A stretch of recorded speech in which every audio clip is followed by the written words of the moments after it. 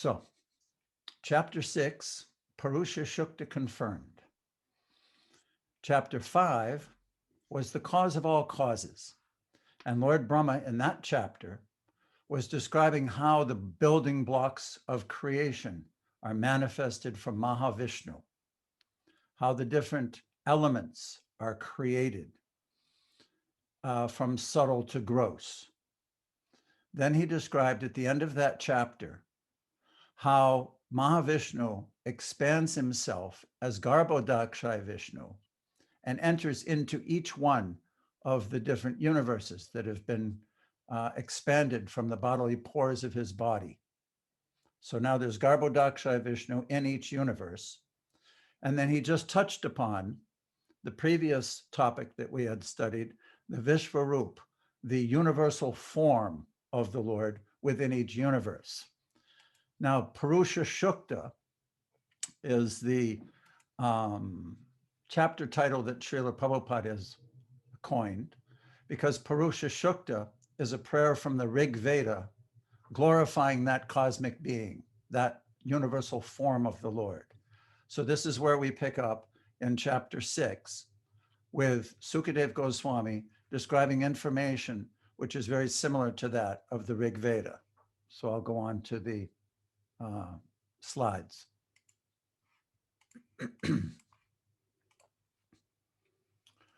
Chapter 6, Purusha Shukta confirmed.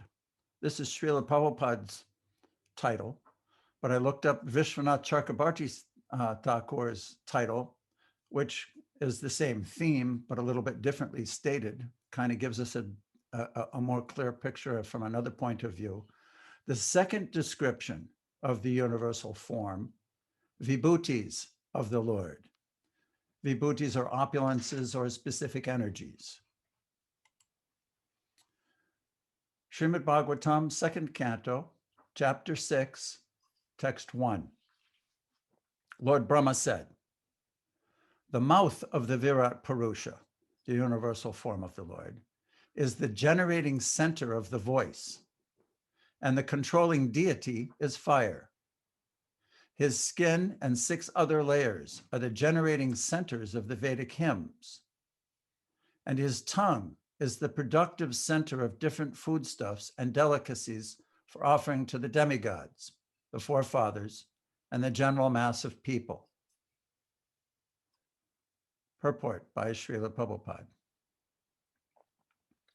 Since the generating centers are different parts of the universal form of the Lord, and since the form of the Lord is transcendental to the material creation, it is to be understood that the voice, the tongue, the skin, etc., suggests that the Lord in his transcendental form is not without them. The material voice, or the energy of taking foodstuff, is generated originally from the Lord.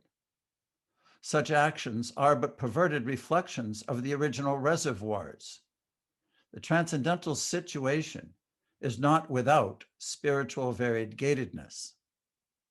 In the spiritual world, all the perverted forms of material variegatedness are fully represented in their original spiritual identity.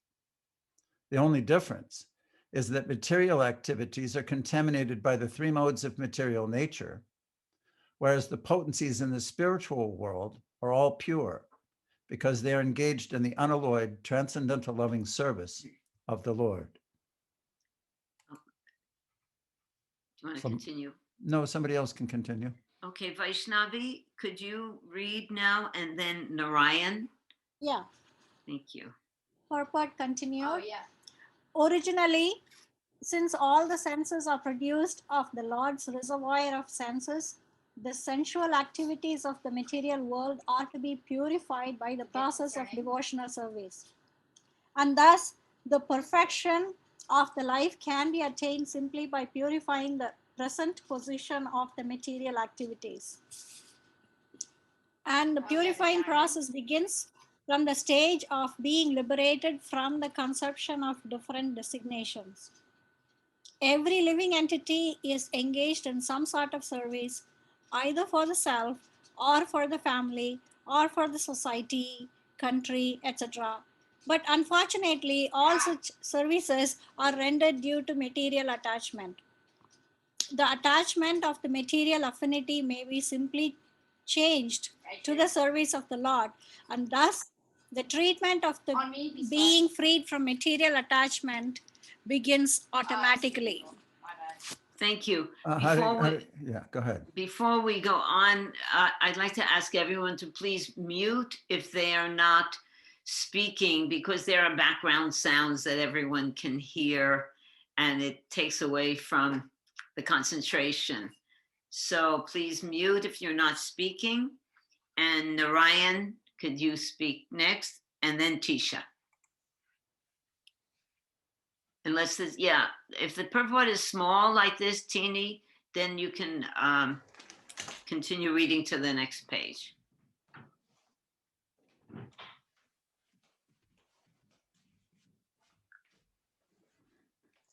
Narayan, you with us? Unmute. Ryan. All right, maybe he's taking some. Faye has her mic open so she can read, maybe.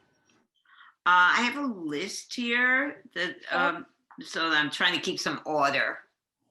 Tisha, why don't you go on, and then we'll see if Narayan is ready. Okay. Srimad Bhagavatam 2:6, 2 and 3. His two nostrils are the generating centers of our breathing and of all other airs. His smelling powers generate the Ashvini Kumara demigods and all kinds of medicinal herbs, and his breathing energies produce different kinds of fragrance. His eyes are the generating centers of all kinds of forms, and they glitter and illuminate. His eyeballs are like the sun and the heavenly planets. His ears hear from all sides and are receptacles for all the Vedas, and his sense of hearing is the generating center of the sky and of all kinds of sound. Purport. The word Tirthanam is sometimes interpreted to mean the places of pilgrimage, but Srila Jiva Goswami says that it means the reception of the Vedic transcendental knowledge. The propounders of the Vedic knowledge are also known as the Tirthas. Thank you. One point to emphasize is that the way Srila Prabhupada translates these particular verses are very important.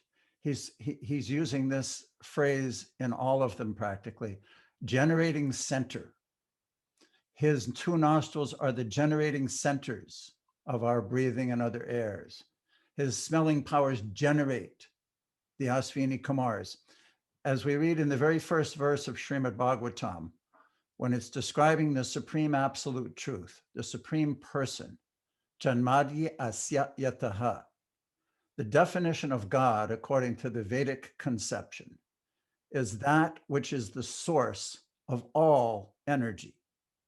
Everything that exists emanate from that person, Janmadi Asya Yataha. So what we've been doing is following a flow of how that energy expands, permutates and mutates and manifests. And now we're reading through the different methods of evolution of creation, the elements, Mahavishnu, Garbhodakshay Vishnu, Kshirodakshay Vishnu, and now we're reading how in each universe, the different things which we experience are being manifested. Tisha, why don't you read this one too, Angel? Okay. And then Narayan, you're next. I saw that you entered. Srimad Bhagavatam 2:6-4. His bodily surface is the breeding ground for the active principles of everything and for all kinds of auspicious opportunities. His skin, like the moving air, is the generating center for all kinds of sense of touch and is the place for performing all kinds of sacrifice. Purport. The air is the moving agent of all the planets, and as such, the generating centers for promotion to the deserving planets. The sacrifices are his bodily surface and are naturally the origin of all auspicious opportunities. Here we see again how Krishna is the source of everything. Thank you. Narayan, could you read the next verse on purport? I guess he's having a hard time coming in. Unmute. All right. Okay. Yeah. Oh, you there hear he me? is. Yes. The same old verse is still on my graphics. The hairs of his body. That's this one. That's the new verse. Oh, okay. The hairs of his body are the cause of all vegetation, particularly of those trees which are required as ingredients for sacrifice. The hairs of his head and face are reservoirs for the clouds, and his nails are the breeding ground of electricity, stones, and iron ores. Purport. The polished nails of the Lord generate electricity, and the clouds rest on the hairs of his head. One can, therefore, collect all sorts of necessities of life from the person of the Lord, and therefore the Vedas affirm that everything that is produced is caused by the Lord. The Lord is the supreme cause of all causes. Thank you. You're welcome. Bhadra, could you read next? And then Nanda.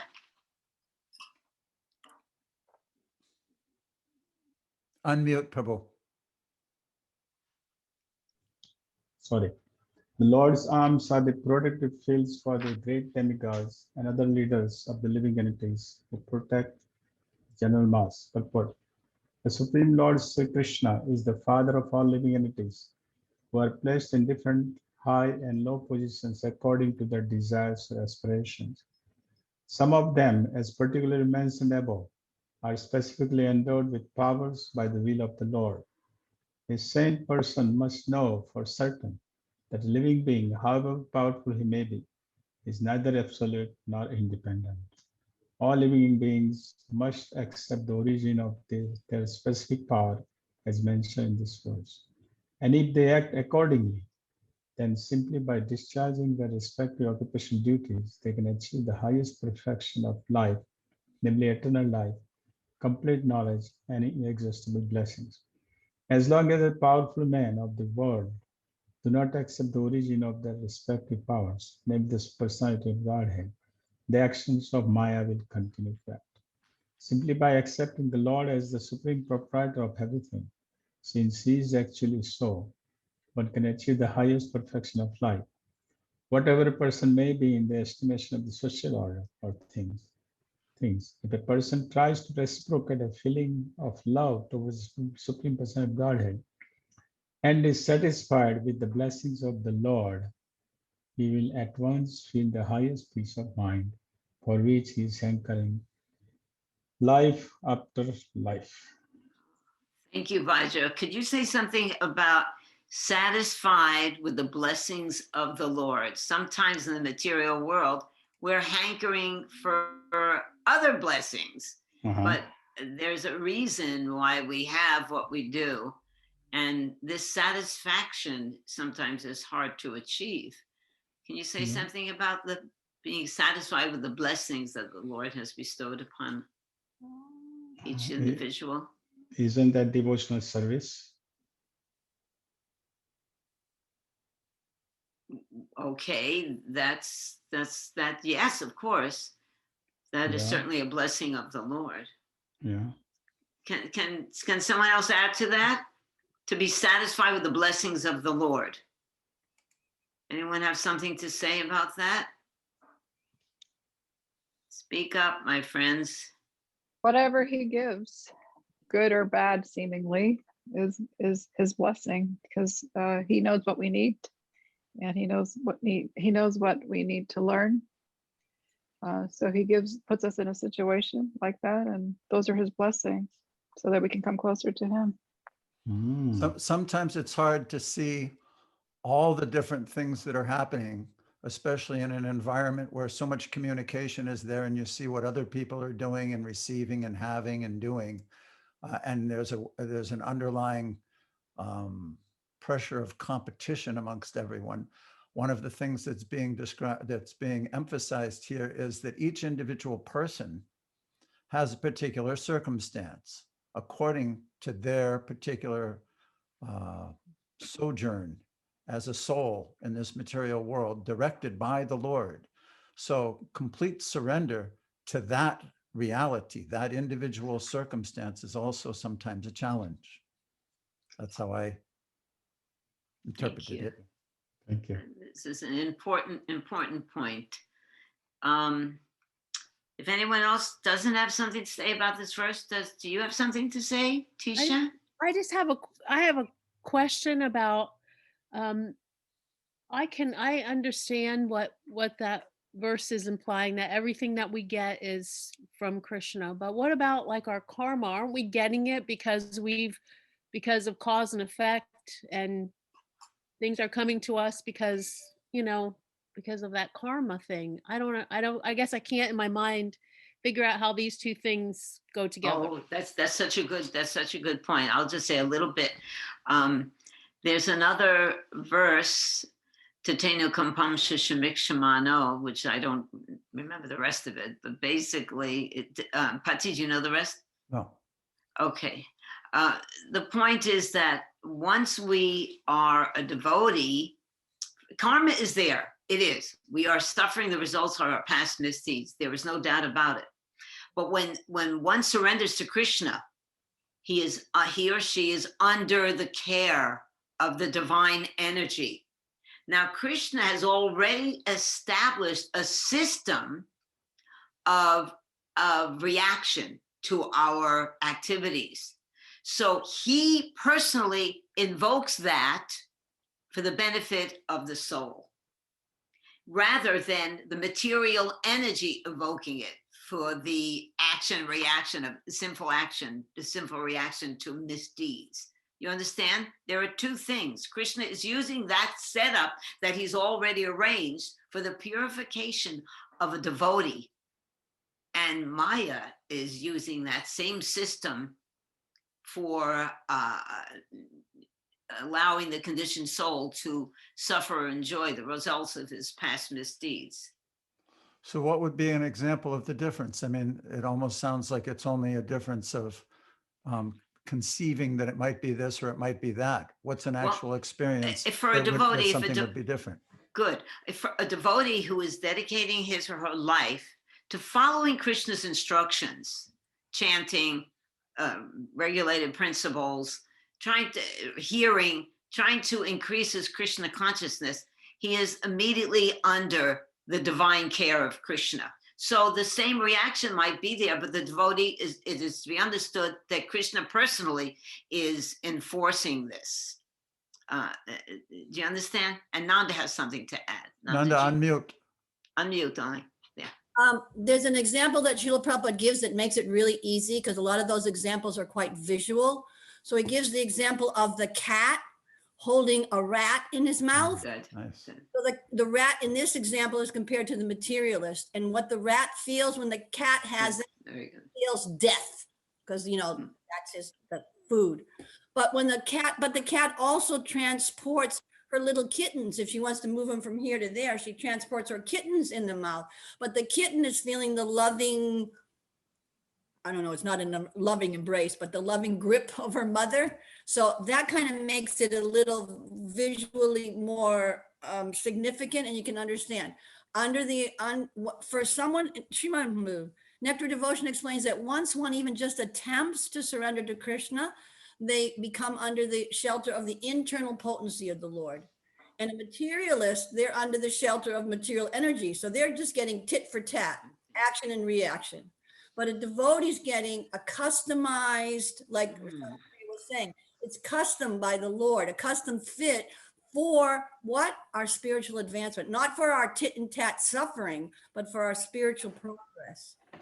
Good. Thank you. That's perfect. Did you understand that, Tisha? Yeah, thank you. That's a perfect example. So it's actually your mentality and your relationship with Krishna once you become a devotee. Okay, so let's go on. Nandaji, could you read? And then Radha, would you like to read after her, please? Okay, this is 267. Thus, the forward steps of the Lord are the shelter for the upper, lower, and heavenly planets, as well as for all that we need. His lotus feet serve as protection from all kinds of fear. Purport: for absolute protection from all sorts of fear, as well as for our needs of life. We must take shelter of the lotus feet of the Lord, not only in this planet, but also in all the upper, lower, and heavenly planets. This absolute dependence on the lotus feet of the Lord is called pure devotional service, and it is directly hinted at within this passage. No one should have any kind of doubt in this matter, nor should one be inclined to seek the help of any other demigods, because all of them are dependent upon him only. Everyone, except the Lord himself, is dependent on the mercy of the Lord. Even the all-pervading super soul is also dependent on the supreme aspect of Bhagavan, the personality of Godhead. I'm so glad I read this, because this is where my question was, that very last sentence. Everyone, even the all-pervading super soul is also dependent on the supreme aspect of Bhagavan. Would you like to expand on that a little bit, please? Okay, that's an expansion of Krishna. Everything is a source of Krishna. So the super soul, the form of the super soul, is dependent upon Krishna, like everything else is dependent. So what is, unless you have something else, Pati, could you? I don't understand. That's not clear? Well, my understanding, my limited understanding, is that the super soul is what's called a plenary expansion among many other plenary expansions. So I thought plenary means full. So I thought he's a full expansion of the Lord. And so therefore I didn't get why he'd be dependent. Well, it's into beta tattva, but I'm seeing it as Krishna is the cause of all causes, the source of everything. From him, even super soul is emanating. Everything is emanating, generating. He's the source of everything. Pati, can you? In Brahma Samhita, it gives the example of different candles being lit by an original candle. So in one sense, although they're all eternal and all fully powerful, the sense is that Swayam Rupa, that original form of the Lord, the cowherd boy playing in Vrindavan, everything emanates from him. Janmadya Yataha, just as the candles are subsequent from the original candle, although they have the same power. So in the same way, the sentiment of this is understanding that even the super soul is dependent on the feature of Bhagavan. Yeah, thank you. Thank you. I'm a little confused about that example sometimes, because it could be a little tricky. That, as Nanda was saying, they're all equally powerful, but that's the source. Is that the only difference really between the super soul and the Bhagavan? No, when we start to study the reciprocations of the Supreme Lord with his associates and parts and parcels, we start to enter into understanding more the difference between all those powers.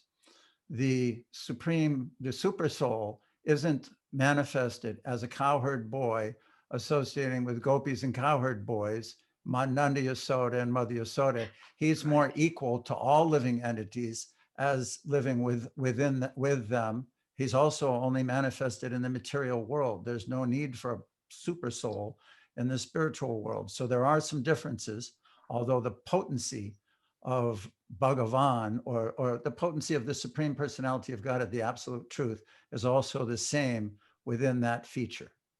Another point would be the different percentage of the potency of the Lord.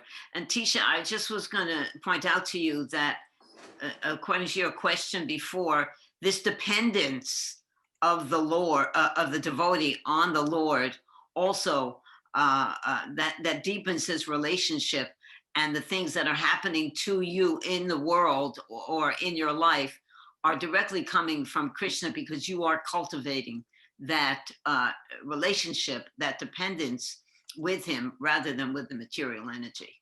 You understand? Okay. So Radha, would you read, and then Karna? I'm ready. I just need a screen. Okay, coming up. Oops. Here, don't give me a hard one. Okay, Srimad Bhagavatam, the second canto, 6th chapter, verse 7. Thus the forward steps of the Lord are the shelter for the upper, lower, and heavenly planets, as well as for all that we need. His lotus feet serve as protection for all kinds of fear. Purport by We Srila. read that. We just read that. Sorry. Okay. From the Lord's genitals originate water, semen, generatives, rains, and the procreators. His genitals are the cause of a pleasure that counteracts the distress of begetting. Purport. A person is so captivated by this pleasure-giving substance that he is not satisfied by begetting a single child, but increases the number of children with great risk in regard to maintaining them simply for this pleasure-giving substance. This pleasure-giving substance is not false, however, because it originates from the transcendental body of the Lord. In other words, the pleasure-giving substance is a reality, but it has taken on an aspect of pervertedness on account of material contamination. In the material world, sex life is the cause of many distresses on account of material contact. Therefore, the sex life in the material world should not be encouraged beyond the necessity.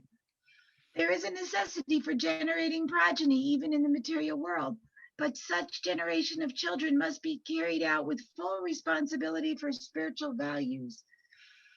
The spiritual values of life can be realized in the human form of material existence, and the human being must adopt family planning with reference to the context of spiritual values and not otherwise. The degraded form of family restriction by use of contraceptives, etc., is the grossest type of material contamination.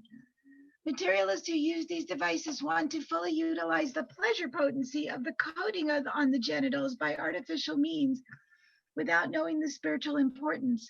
And without knowledge of spiritual values, the less intelligent man tries to utilize only the material sense pleasure of the genitals. Whoa. Heavy. That's okay. Difference between material and spiritual. Karna, and then after Karna, Manvantara, please. Okay.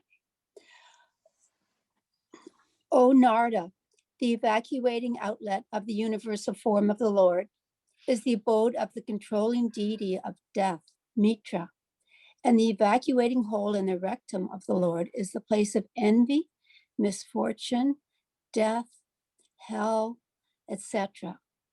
The back of the Lord is the place for all kinds of frustration and ignorance, as well as for immortality. From his veins flow the great rivers and rivulets, and on his bones are stacked the great mountains. Purport by Srila Prabhupada. In order to defy the impersonal conception of the Supreme Personality of Godhead, a systematic analysis of the physiological and anatomical constitution of his transcendental body is given here. It is clear from the available description of the body of the Lord, his universal form, that the form of the Lord is distinct from the forms of ordinary, mundane conception. In any case, he's never a formless void. Ignorance is the back of the Lord, and therefore the ignorance of the less intelligent class of man is also not separate from his bodily conception. Since his body is the complete whole of everything that be, one cannot assert that he is impersonal only. On the contrary, the perfect description of the Lord holds that he is both impersonal and personal simultaneously. The personality of Godhead is the original feature of the Lord, and all impersonal emanation is but the reflection of his transcendental body. Those who are fortunate enough to have a view of the Lord from the front can realize his personal feature, whereas those who are frustrated and are thus kept on the ignorant side of the Lord, or in other words, those who have the view of the Lord from the back realize him in his impersonal feature. Thank you. Patty, any comment on that? No, not at this time. It's continuing kind of here. Okay. Mamvatara, could you read, please? And then Ian?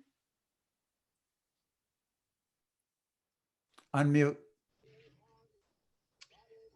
The impersonal feature of the Lord is the abode of great oceans, and his valley is the resting place for the materially annihilated living entities. His heart is the abode of the subtle material bodies of living beings. Thus it is known by the intelligent class of men.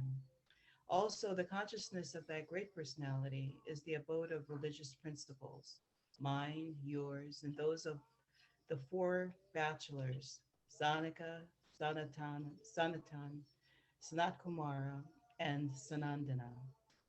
That consciousness is also the abode of truth and transcendental knowledge. At the end of Brahma's night, the creation again takes place, and the living entities reserved within the belly of the Lord are let loose to play their respective parts as if being awakened from a deep slumber. Since the living entities are never destroyed, the annihilation of the material world does not annihilate the existence of the living entities. But until liberation is attained, one has to accept one material body after another, again and again.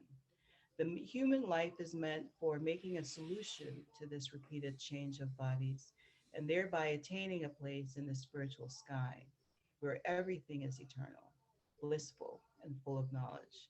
In other words, the subtle forms of the living entities take place in the heart of the Supreme Being, and such forms take tangible shape at the time of creation. Whoa, that's profound. Can you say something about that, Mamvatara? Jai? Potency of the Lord. When this whole second canto is revealing the potency of the Lord. Srila Prabhupada said it's very important for us to understand the powers and the energies of Krishna. We don't run to the 10th canto. We first have to understand this personality of Godhead. As she was reading it too, something came out that I'd never really noticed before, that the subtle bodies of the living entities, that means their desires, their aspirations, their subtle aspects are actually the heart of the Lord. So when he's reciprocating, sometimes it's difficult to see the love, but actually real love means to bring us back to our original spiritual eternal state of loving with the Lord. So sometimes that subtle desires have to be refined and corrected, but we should understand that it's in the heart of the Lord. That was interesting for me. That also has to do with Tisha's question in the beginning about how Krishna deals with his devotees in a very specific way. It's not the same as the material energy. Okay, thank you. So Ian, please read, and then Madhurya Leela. Okay. Beginning from me, Brahma, down to you, and Baba, Shiva, all the great sages were born before you. The demigods, the demons, the nagas, the human beings, the birds, the beasts, as well as the reptiles, etc., and all phenomenal manifestations of the universes, namely the planets, stars, asteroids, luminaries, lightning, thunder, and the inhabitants of the different planetary systems, namely the Gandharvas, Apsaras, Yakshas, Bhuta, Ganas, Ragas, Pashus, Pitas, Siddhas, Vidaras, Charanas, and all other different varieties of living entities, including the birds, beasts, trees, and everything that be, are all covered by the universal form of the Lord at all times, namely past, present, and future, although he is transcendental to all of them, eternally existing in a form not exceeding 9 inches. Go on. Yeah. The Supreme Personality of Godhead, by his representation, measuring not more than 9 inches, a supersoul expands by his potency in the shape of the universal form, which includes everything manifested in different varieties of organic and inorganic materials. Everything rests on the potency of Lord Shri Krishna, and still the Lord is different from and transcendental to all such identities. In the Vedic Purusha Sutta of the Rig mantra, this is also confirmed. This philosophical truth of simultaneous oneness and difference was propounded by Lord Sri Chaitanya Mahaprabhu and is known as Achintya Bheda Tattva.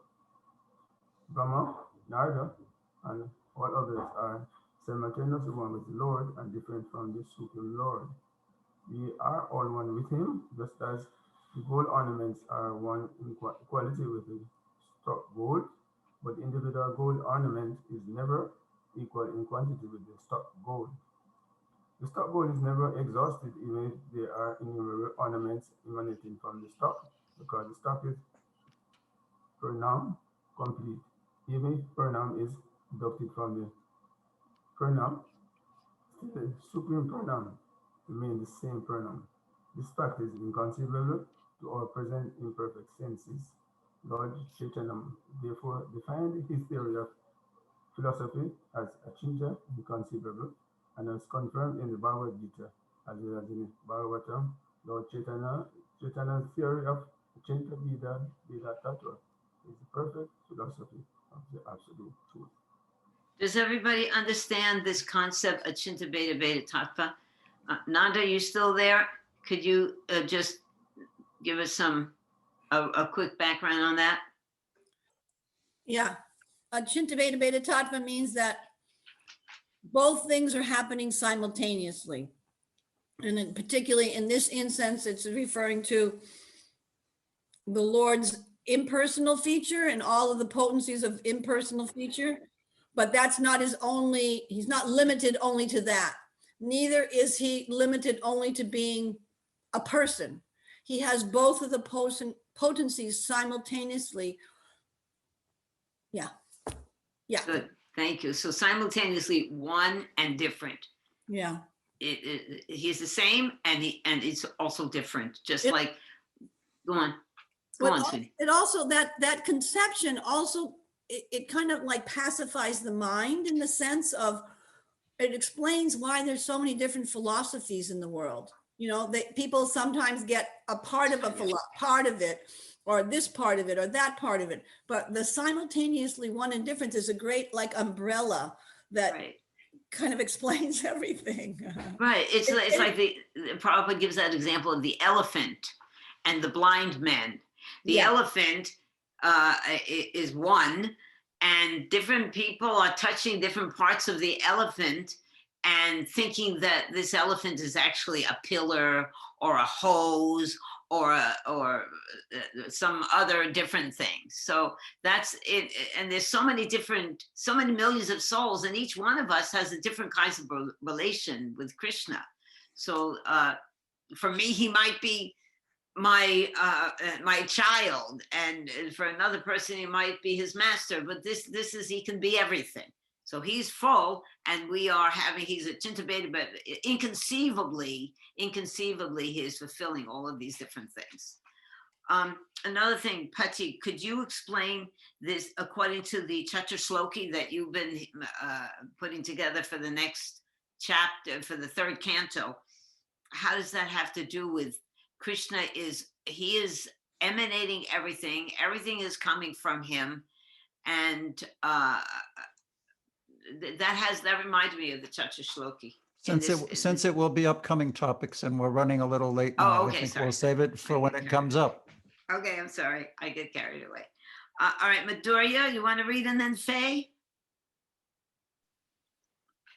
Okay, 2:6:17. The sun illuminates both internally and externally by expanding its radiation. Similarly, the Supreme Personality Godhead, by expanding his universal form, maintains everything in the creation, both internally and externally. That was purport. Sunshine may expand all over the universe, but the source of the sunshine, namely the sun planet, or the deity known as Surya Narayan, is the basis of such radiation. Similarly, the Supreme Personality Godhead, Lord Krishna, is the basis of the impersonal Brahmajyoti radiation, or the impersonal feature of the Lord. 75% of the expansive radiation of the Lord is manifested in the spiritual sky, Tripad Vibhuti, and 25% of his personal radiation comprehends the entire expansion of the material universes. This is also explained and stated in Bhagavad Gita 10:42.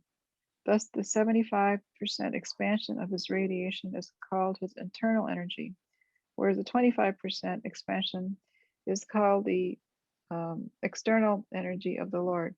The living entities who are residents of the spiritual as well as the material expansions are his marginal energy, Tataksha Shakti, and they are at liberty to live in either of the energies, external or internal.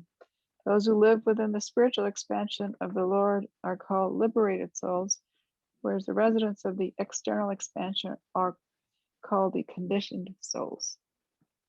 Thank you. Let's go on with Faye reading. You there?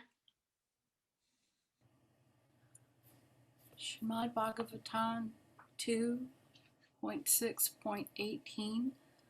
The Supreme Personality of Godhead is the controller of immortality and fearlessness, and he is transcendental to death and the fruitive actions of the material world. O Narada, O Brahmana, it is therefore difficult to measure the glories of the Supreme Person. Purport by Srila Prabhupada.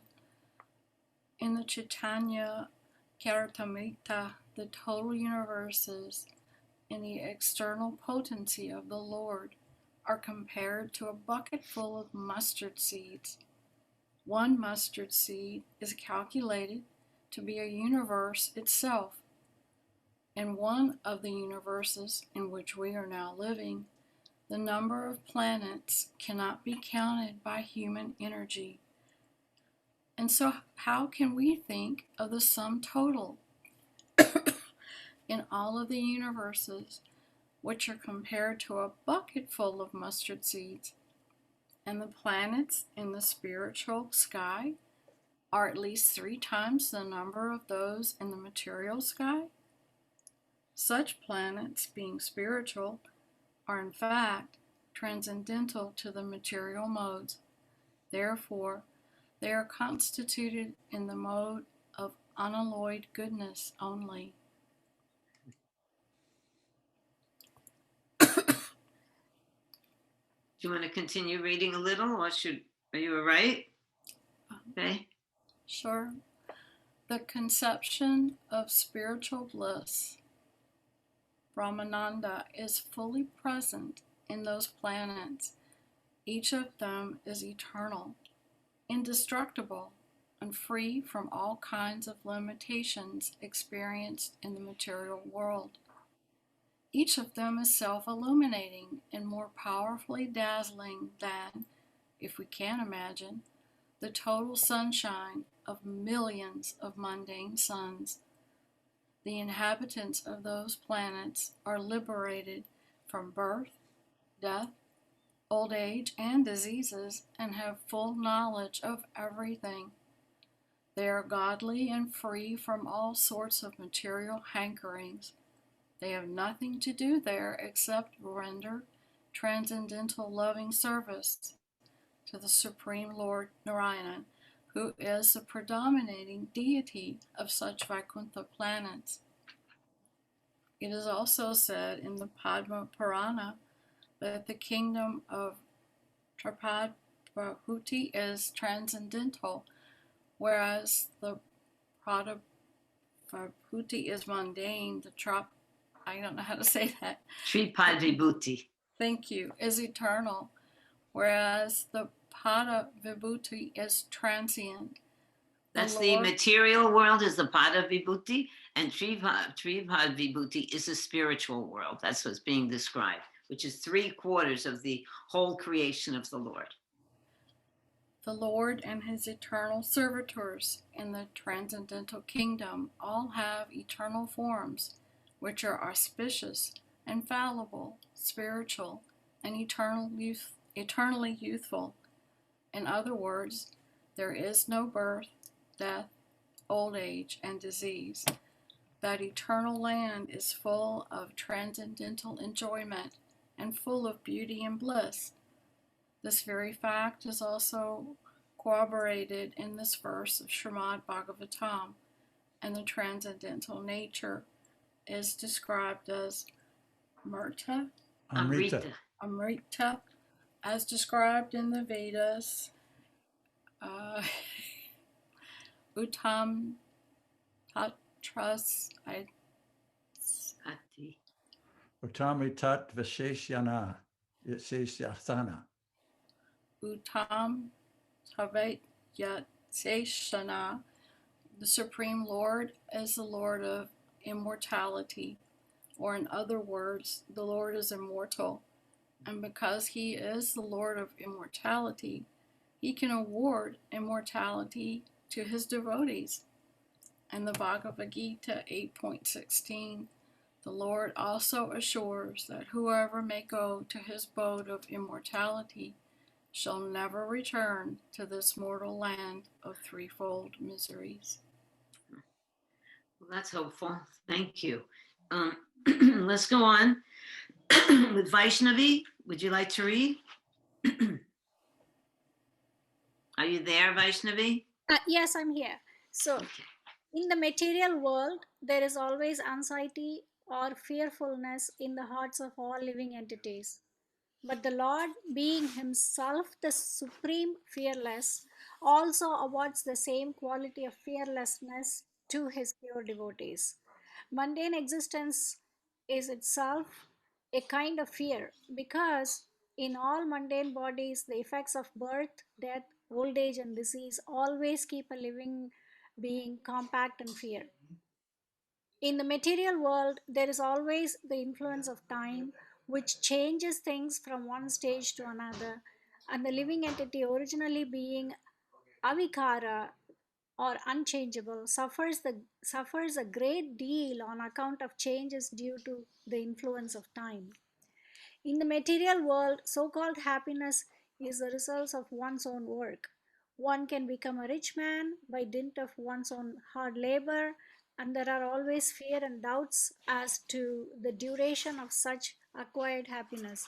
But in the kingdom of God, no one has to endeavor to attain a standard of happiness. Happiness is the nature of spirit, as stated in Vedanta Sutras. Anandamayo Abhyasat. The spirit is by nature full of happiness. Happiness in spiritual life, happiness in spiritual nature always increases in volume with the new phase of appreciation. There is no question of decreasing the bliss. Such unalloyed spiritual bliss is nowhere to be found within the orbit of material universe, including the Janaloka planets, or for that matter, the Maharloka or Satyaloka planets, because even Lord Brahma is subject to the laws of fruitive actions and the laws of birth and death. It is therefore stated here, Dhuratyaya, or in other words, spiritual happiness in the eternal kingdom of God cannot be imagined even by the great brahmacharis or sannyasis who are eligible to be promoted to the planets beyond the region of heaven. Or the greatness of Supreme Lord is so great that it cannot be imagined even by great brahmacharis or sannyasis, but such happiness is factually attained by unalloyed devotees of the Lord by his divine grace. Vaishnavi, can you read? I want to put the verse back up because that was quite a long purport that was quoted. Can you just read the verse again? Okay. The Supreme Personality of Godhead is the controller of immortality and fearlessness, and he is transcendental to death and fruitive actions of the material world. O Narada, O Brahmana, it is therefore difficult to measure the glories of the Supreme Person. Thank you. Pati, could you put it onto the next page of that verse, the last page? Yeah. Now, this particular purport where it starts, but in the kingdom of God, no one has to endeavor to attain a standard of happiness. Happiness is the nature of the spirit, as stated in the Vedanta Sutras. And this whole section right down here, the whole paragraph, it brings great joy to my heart. I mean, this is what we're all striving for. We know we're supposed to be happy. Everything we do in the material world is covered with faults. There's always misery because whatever we do, it's temporary. But this gives such great hope. And this is why we're studying the Bhagavatam. This is why we chant Hare Krishna. This is why we want to become aware of our eternal divine nature, our eternal happiness. So this should awaken great hope, faith, and joy in everyone, really. This would motivate us to continue our spiritual life, to pursue this, because this is the natural condition of the soul. I just thought that was really an important. Sometimes Prabhupada says some things in this, of course, all of the things that he says is magnificent, but something like this, just it can get you definitely through the day. It gets you through all the horrible things we have to go through in this world. Thank you. So Narayan, are you still there? Because we're gonna. Yes, I am. Could you read this next verse? And then Sure. after Narayan, Tisha. Srimad Bhagavatam 2.6.19. The Supreme Personality of Godhead is to be known as the supreme reservoir of all material opulences by 1/4 of his energy, in which all the living entities exist. Deathlessness, fearlessness, and freedom from the anxieties of old age and disease exist in the kingdom of God, which is beyond the 3 higher planetary systems and beyond the material coverings. Purport. Out of the total manifestations of the Sandhini energy of the Lord, 1/4 is displayed in the material world, and 3/4 are displayed in the spiritual world. The Lord's energy is divided into 3 component parts, namely Sindhini, Samvit, and Haldini. In other words, he is the full manifestation of existence, knowledge, and bliss. 1 second, Narayan, just to help everybody understand this. Sandhini, Samvit, and Hladini are the same as existence, knowledge, and bliss. Eternal, knowledge, bliss. Existence, knowledge, bliss. Sandhini, Samvit, Hladini. Okay, go ahead. Okay. In the material world, such a sense of existence, knowledge, and pleasure is merely exhibited, and all living entities who are minute parts and parcels of the Lord are eligible to relish such consciousness of existence, knowledge, and bliss very minutely in the liberated stage, whereas in the conditioned stage of material existence, they can hardly appreciate what is the factual, existential, recognizable, and pure happiness of life. The liberated souls who exist in... Oops.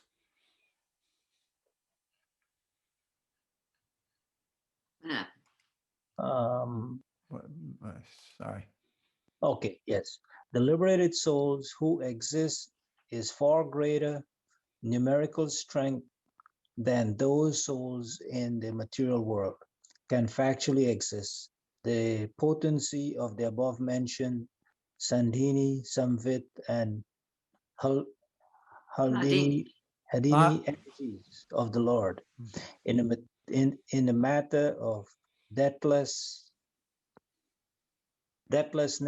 fearlessness, and freedom from old age and death and disease. Okay. So I just want to clarify one thing in that purport, that when it says the liberated souls can only experience this eternity, bliss, and knowledge minutely, It's because actually the soul is minute. That's all. To the extent of the size of the soul in the liberated stage, this is almost unlimited, you know, the amount, because the whole spiritual world is composed of eternity, knowledge, and bliss. So we should understand that because of the size of the soul, he can only experience this to the extent that he is capable. But it's the constitutional position of the soul, this eternity, bliss, and knowledge. Thank you. But let's have someone else read on the next page. What happened to the I think it next said page of Tisha. that? Yeah. Yeah. Go on, Okay, Tisha. Srimad Bhagavatam 2:6-20. The spiritual world, which consists of 3/4 of the Lord's energy, is situated beyond this material world, and it is especially meant for those who will never be reborn. Others who are attached to family life and who do not strictly follow celibacy vows must live within the 3 material worlds. Purport. The highest benefit that can be awarded to a human being is to train him to be detached from sex life, particularly because it is only due to sex indulgence that the conditioned life of material existence continues birth after birth. Birth, death, old age, and disease are related to the material body, and they have nothing to do with the spiritual soul, the spirit soul. But as long as the bodily attachment for sensual enjoyment is encouraged, the individual spirit soul is forced to continue the repetition of birth and death on account of the material body, which is compared to garments subjected to the law of deterioration. Any form of religious principles in which the followers are trained to pursue the vow of celibacy is good for the human being, because only those who are trained in that way can end the miserable life of material existence. The principles of nirvana, as recommended by Lord Buddha, are also meant for ending the miserable life of material existence. And this process, in the highest degree, is recommended here in the Srimad Bhagavatam, with clear perception of ideal perfection, although basically there is no difference between the process of Buddhists, Shankarites, and Vaishnavites for promotion to the highest status of perfection, namely freedom from birth and death, anxiety and fearfulness. Not one of these processes allows the follower to break the vow of celibacy. You can continue. The householders and persons who have deliberately broken the vow of celibacy cannot enter into the kingdom of deathlessness. The pious householders, or the fallen yogis, or the fallen transcendentalists can be promoted to the higher planets within the material world, 1/4 of the energy of the Lord, but they will fail to enter the kingdom of deathlessness. Abrahadvratas are those who have broken the vow of celibacy. The vanaprasthas, or those retired from family life, and the sannyasis, or the renounced persons, cannot break the vow of celibacy if they want success in the process. The brahmacharis, vanaprasthas, and sannyasis do not intend to take rebirth, apraja, nor are they meant for secretly indulging in sex life. Such a fall down by the spiritualist may be compensated by another chance for human life in good families or learned brahmanas, or of rich merchants for another term of elevation. But the best thing is to attain the highest perfection of deathlessness as soon as the human form of life is attained. Otherwise, the whole policy of human life will prove to be a total failure. Lord Chaitanya was very strict in advising his followers in this matter of celibacy. One of his personal attendants, Chota Haridas, was severely punished by Lord Chaitanya because of his failure to observe the vow of celibacy. For a transcendentalist, therefore, who at all wants to be promoted to the kingdom beyond material miseries, it is worse than suicide to deliberately indulge in sex life, especially in the renounced order of life. Sex life in the renounced order of life is the most perverted form of religious life, and such a misguided person can only be saved if, by chance, he meets a pure devotee. Thank you. This is such a, we had big discussions of this when we read this purport. It's to show how celibacy in all religions is very, very important. That means giving up the taste for material life. So it's always stressed that celibacy is so important in pursuing this path of spiritual life, so as not to get distracted. And also we know that sex life comes in more forms than only the gross act of sex life. There's subtle sex life. It's a whole entangling web. This is a very important purport. Does anybody have any questions or other comments on this topic?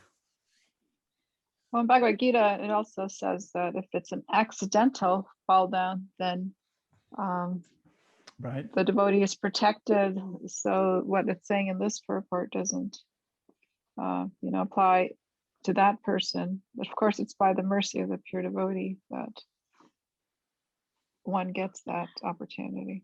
I think it does apply. Of course, it does apply. But this purport is stressing the importance of it. If someone has an accidental fall down, Krishna is very kind. There's no, he's judging the state of your heart, and if there is regret there, and you were subordinate to your senses, it's not that you're damned to go to hell eternally. This is Krishna is very kind, but this is we should be very conscious the different levels of how attractive and entangling sex life is, and how it keeps us from the goal of Krishna consciousness, of God consciousness, of self-realization. So I would say that Krishna also is kind, and certainly there is forgiveness depending upon it. It says the other verse, what's the other verse, Madhurya, in the Bhagavad Gita, where even if a sinful act is committed by a devotee, he should still be considered saintly because of his pursuance in devotional life. So Krishna's he's not hard. He sees our heart. Bhaja, is that all right? Anyone else have a question or something to add to that? If not, Bhaja, you want to continue? Unmute. Verse 21. By his energies, the all-pervading personality of Godhead is thus comprehensively the master in the activities of controlling and in devotional service. He is the ultimate master of both new science and factual knowledge of all situations. Purport. Kshetra means the place. Everyone who knows the place is called the Kshetra. The individual self knows about his limited field of activities. But the Supreme Self, the Lord, knows about the unlimited field of activities. The individual soul knows about his own thinking, feeling, and doing activities. But the Super Soul, or the Paramatma, the Supreme Controller, being present everywhere, knows everyone's thinking, feeling, and doing activities. And as such, the individual living entity is the minute master of his personal affairs, whereas the Supreme Personality of Godhead is the master of everyone's affairs, past, present, and future. Vedaham Sampradayas. Only the ignorant person does not know this difference between the Lord and the living entities. Thank you. Madhurya Leela, do you want to continue? Okay. And because the living entity is partially cognizant, he is therefore sometimes forgetful of his own identity. The material body is a symbol of the gross and subtle form of forgetfulness. Therefore, the whole atmosphere of the material world is called avidya, or nescience, whereas the whole atmosphere of the spiritual world is called vidya, or full of knowledge. There are different stages of vidya, and they are called dharma, artha, and moksha. The idea of moksha, or liberation, held by the monists in the matter of oneness of the living entity and the Lord by ultimate merging in one, is also the last stage of materialism or forgetfulness. Knowledge of the qualitative oneness of the self and the superself is partial knowledge, and ignorance also is partial knowledge, and ignorance also because there is no knowledge of quantitative difference, as explained above. The individual self can never be equal to the Lord in cognizance. Otherwise, he could not be placed in the state of forgetfulness. So because there is a stage of forgetfulness in the individual selves or the living entities, there's always a gulf of difference between the Lord and the living entity, as between the part and the whole. The part is never equal to the whole.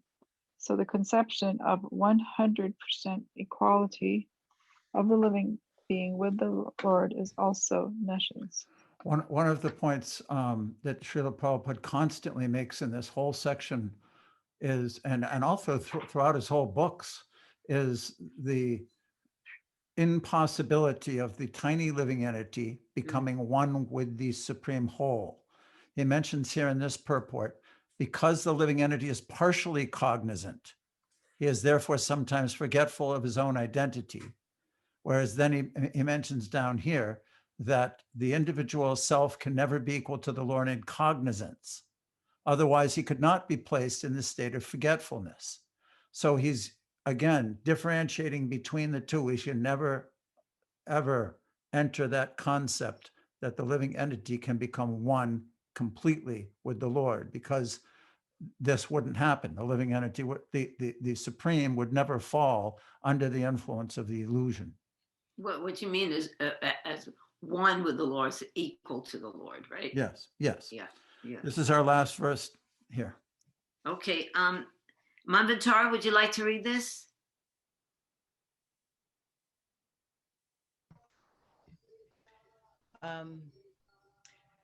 From the personality of Godhead, all the universal globes and the universal form with all material elements, qualities, and senses are generated.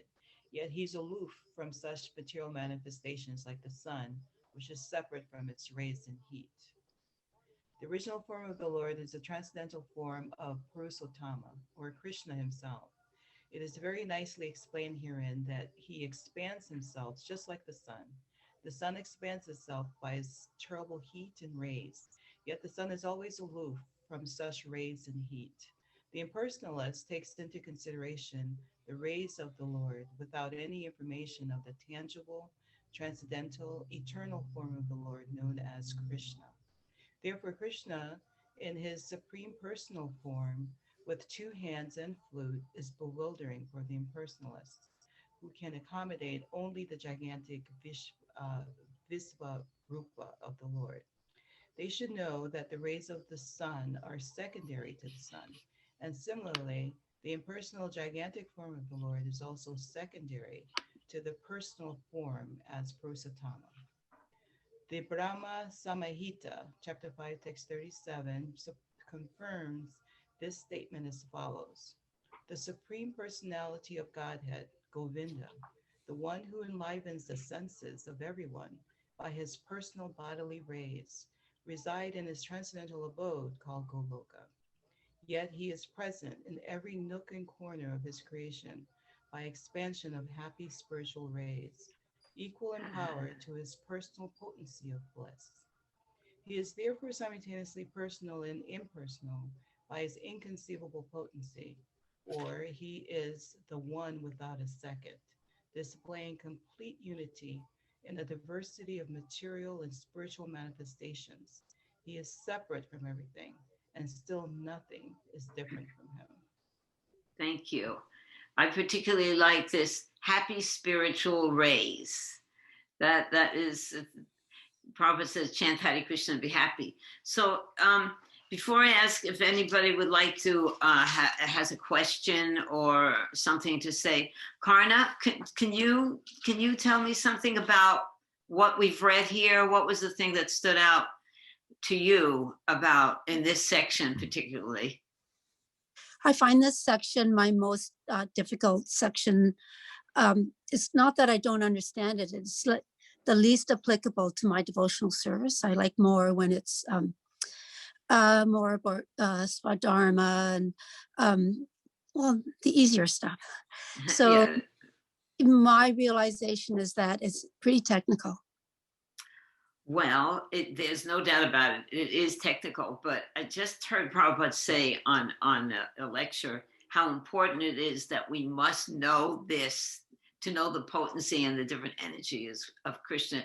The person who we're dealing with, and he is grand, yet sometimes I ask my husband, how am I going to have a relationship with Krishna? There's nothing in common. I have nothing in common. He's eternal and huge. I'm teeny, and he's in charge of everything. I'm in charge of nothing. It doesn't seem like we could have a relationship, because sometimes when you have a relationship with someone, they have to be equals. We are not equal. But then my husband always reminds me that that's the greatness of Krishna.